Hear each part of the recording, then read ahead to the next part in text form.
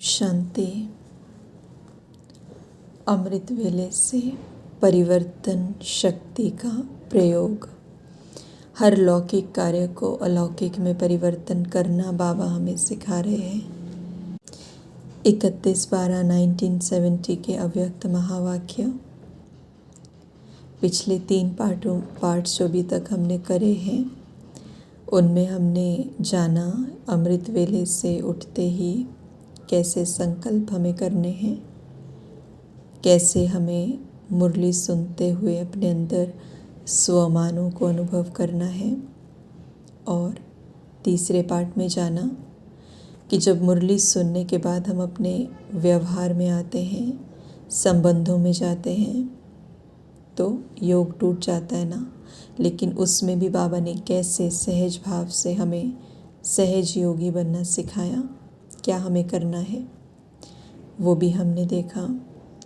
आज पार्ट 4 और आज बाबा हमें बताएंगे कर्म योगी का मतलब क्या है, कर्म योगी क्या होता है।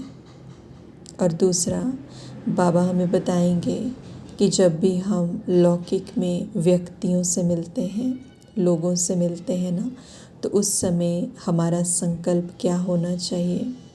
उसके बाद जब भी हम अनेक तरह के वैभवों के कांटेक्ट में आते हैं, मटेरियलिस्टिक चीज़ें, कंफर्ट की चीज़ें, लेविश चीज़ें, उनके संबंध में जब आते हैं तो उनका प्रभाव हमारे ऊपर पड़ता है, चाहे वो टेक्नोलॉजी से रिलेटेड हो या किसी भी चीज़ से रिलेटेड हो, तो उनका प्रभाव पड़ता है। तो उनमें हमें कैसे रहना है, क्योंकि ज़्यादातर स्थितियाँ हमारी यहाँ पे ख़राब हो जाती हैं।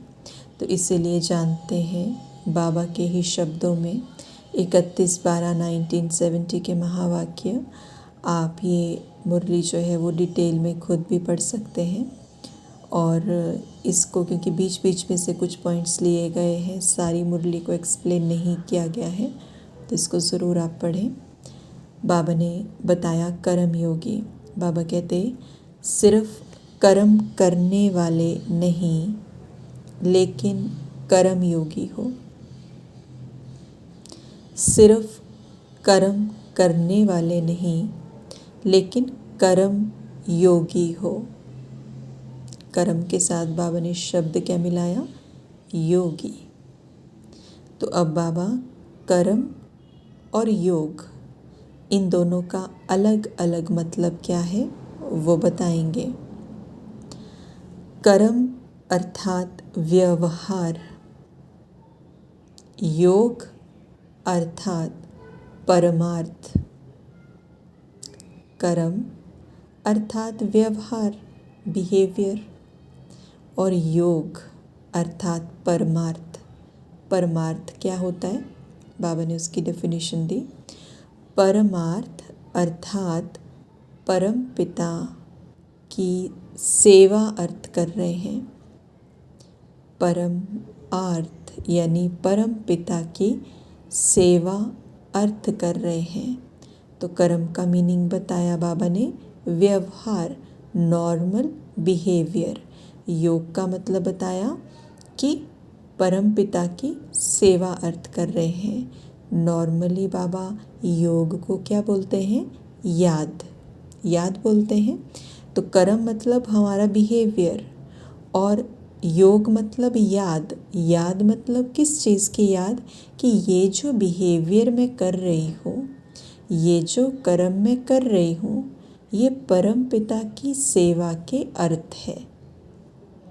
कितना ब्यूटीफुली बाबा ने इसको एक्सप्लेन किया है कि ये जो कर्म मैं कर रही हूँ, ये जो व्यवहार मैं कर रही हूँ, ये जो सोच मैं सोच रही हूँ, ये जो बोल मैं बोल रही हूँ, वो परमपिता की सेवा के अर्थ है। ये याद रहे मुझे, तब मैं वो कर्म करूँ, तब मैं वो सोचूं। और परमपिता की सेवा क्या है, परमपिता की सेवा क्या है, हर एक आत्मा को ये याद दिलाना, हर एक आत्मा को उसे खुद के साथ मिलाना कि तुम आत्मा हो, तुम कितनी महान हो, तुम परमात्मा की संतान हो, ताकि वो हर दुख से छूट जाए।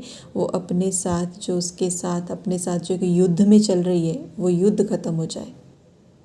विकार खत्म हो जाए, वो दुखी परेशान होना बंद कर दे। तो कर्म अर्थात व्यवहार, योग अर्थात परमार्थ, परमार्थ अर्थात परम पिता की सेवा के अर्थ कर रहे हैं। तो व्यवहार और परमार्थ दोनों साथ साथ रहे। वेरी सटल पॉइंट, व्यवहार और परमार्थ दोनों साथ साथ रहे, इसको कहा जाता है श्रीमत पर चलने वाले कर्मयोगी। श्रीमत पर चलने वाले कर्मयोगी। जब व्यवहार में, हमारे व्यवहार में जब ये याद जुट जाएगी कि जो भी मैं व्यवहार कर रहा हूँ उससे परमात्मा की सेवा ही मुझे करनी है, तो मेरा नॉर्मल शब्द, मेरा घर में नॉर्मल रहने का तरीका, बात करने का तरीका बदल जाएगा, क्योंकि स्मृति बदल गई। तो बाबा कहते इसको कहेंगे कर्मयोगी। व्यवहार के समय परिवर्तन क्या करना है? जब हम व्यवहार करते हैं ना, यानी जब हम कोई बात करते हैं किसी से कॉन्वर्सेशन में आते हैं, संबंध संपर्क में आते हैं, तो उस समय हमें क्या परिवर्तन करना है व्यवहार करते हुए? बाबा कहते ये परिवर्तन करो, मैं सिर्फ व्यवहारी नहीं, लेकिन व्यवहारी और परमार्थी हूँ। अर्थात जो कर रहा हूँ वो ईश्वरीय सेवा अर्थ कर रहा हूँ। ईश्वरीय सेवा क्या है? ईश्वर के संस्कार दूसरी आत्माओं में भरना, अपने स्वभाव संस्कार, अपने कर्मों से ईश्वरीय संस्कार उनको दिखाना, और वो ईश्वरीय संस्कार आत्माएं अपने अंदर भर लें ताकि वो शक्तिशाली हो जाए। तो ये है ईश्वरीय सेवार्थ। व्यवहारी और परमार्थी कंबाइंड हूँ। यही परिवर्तन संकल्प, ये परिवर्तन संकल्प सदा स्मृति में रहे तो मन और तन डबल कमाई करते रहेंगे। कितनी कमाई हो जाएगी? ये नहीं बोलना पड़ेगा कि अब हम आज प्रदर्शनी कराने के लिए जा रहे हैं, आज हम कोर्स करवा आते हैं, क्योंकि हमारा तो हर व्यवहारी सेवा है, हर मोमेंट सेवा हो रही है। तो बाबा कहते इससे क्या होगा? कमाई जमा होती रहेगी। बाबा कहते और आगे चलो, आगे चल अनेक प्रकार के व्यक्ति और वैभव, अनेक प्रकार की वस्तुओं से संपर्क करते हो।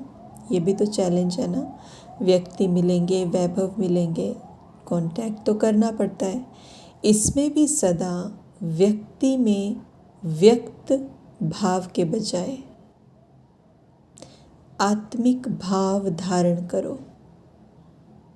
व्यक्ति में व्यक्त भाव के बजाय सदा आत्मिक भाव धारण करो। मैं आत्मा हूँ और ये भी क्या है? आत्मा है।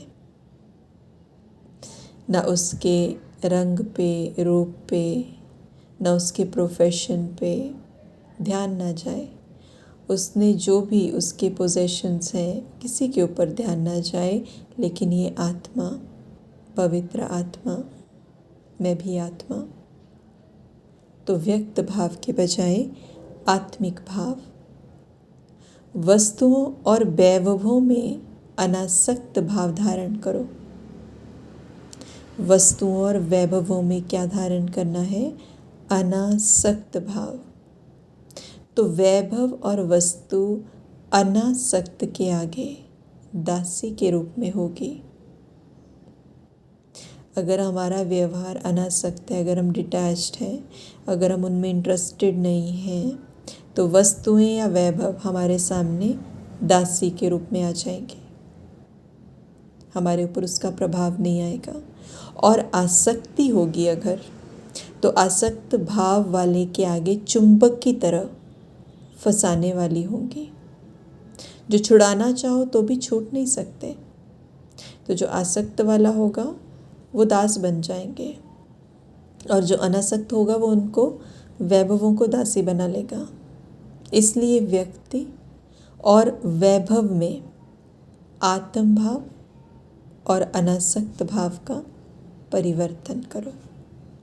ये परिवर्तन हमें करना है। उसके बाद बाबा ने साधनों के बारे में भी बताया है, लेकिन उसको डिस्कस नहीं कर रहे हैं। और बाबा ने लास्ट में कहा आगे चलो, अभी बाकी क्या रह गया, अभी सोना रह गया ना, रात को सोना रह गया। सोना अर्थात सोने की दुनिया में सोना। सोने को भी परिवर्तन करो। बेड पर नहीं सो तो कहाँ सोए बाबा? बाबा कहते बेड पर नहीं सो, लेकिन कहाँ सोएंगे? बाप की याद की गोदी में सोएंगे। बाप की याद की गोदी में सोएंगे।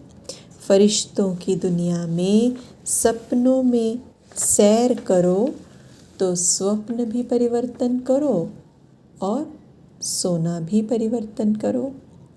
आदि से अंत तक परिवर्तन करो। समझा कैसे परिवर्तन शक्ति यूज़ करो? तो ये जो महावाक्य हैं 31/12/1970 के महावाक्य, इसमें हमारे हर एक प्रश्न का उत्तर मिल जाएगा हमें। एक प्रश्न आता है अमृत वेला कैसे करें बाबा? अमृत वेला नहीं होता।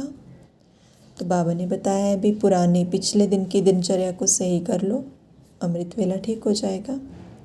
अब वो दिनचर्या को सही कैसे करें, उसका आंसर इस मुरली में है।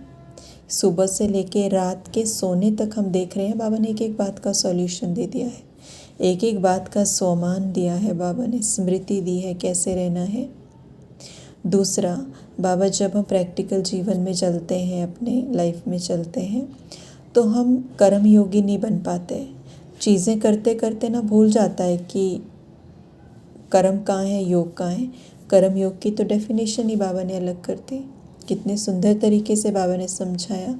कर्म मतलब व्यवहार और योग मतलब कि परमात्मा के अर्थ में कोई चीज़ कर रही हूँ, इस बात की स्मृति। तो चाहे हम किसी घर में बच्चे से बात कर रहे हैं, चाहे हम बुज़ुर्ग से बात कर रहे हैं, तो परमात्मा के अर्थ में इनकी सेवा कर रही हूँ। और वो सेवा क्या बताई है बाबा ने? उनमें ईश्वरीय संस्कार भरो, उनकी पालना करो ईश्वरीय संस्कारों से, ईश्वरीय गुणों से। और वो कैसे होगी? जब वो संस्कार हम अपने अंदर धारण करेंगे तो हम उनको वो पालना दे सकते हैं। तो इसीलिए बाबा ने सारी बातों को, सहज योगी कैसे बनना, कर्म योगी कैसे बनना, रात को सोना कैसे है, फिर उसके बाद सुबह उठ के अमृत वेला करने के लिए हल्का कैसे रहना है, सुबह में क्या संकल्प करने हैं, उसके बाद जब अपने संबंधों में जाते हैं उस समय हमें अपने कर्म बंधन को कैसे सेवा के संबंध में कन्वर्ट करना है ना। व्यक्तियों से मिलते हैं बाबा तब भूल जाता है, तो व्यक्तियों से कैसे डील करना है, वैभवों से कैसे डील करना है, हर एक बात का आंसर इस मुरली में हमें मिलेगा। So this Murli is very very very important.